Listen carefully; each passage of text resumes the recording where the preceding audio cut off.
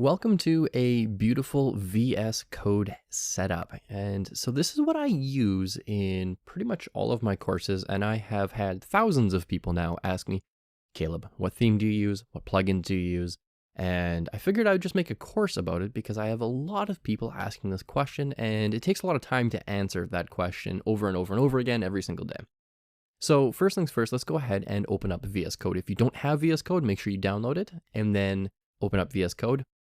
And so I just opened up VS Code and there's nothing in here right now. And so what I want to do is go to View and then Extensions. And so I'm on a Mac. This might look slightly different for you if you're on Windows, but it's going to look very, very similar regardless. And so these are all of my extensions that I have in here. And I'll go through a few of them. But first of all, your VS Code probably doesn't look like mine. Mine has this nice blue-ish theme to it.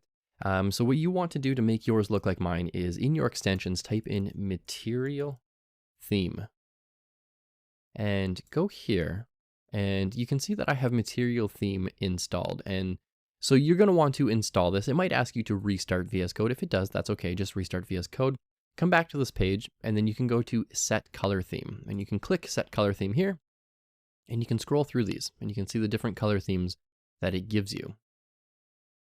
And so some of these are kind of ugly, in my opinion, or way too bright. That's just way too bright for my eyes. For example, I don't really like this one.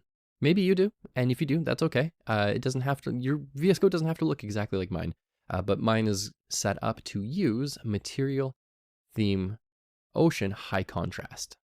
So not this normal one here, but the high contrast one. So you can see some of the darks are a little bit darker. So once you go ahead and get that set up, in the next lesson, what I'm going to show you is how I can get this little flame. Actually, that doesn't really show up on the first line, but this little flame, every time I type, it gets that little flame above. I'm going to show you exactly how I enable that.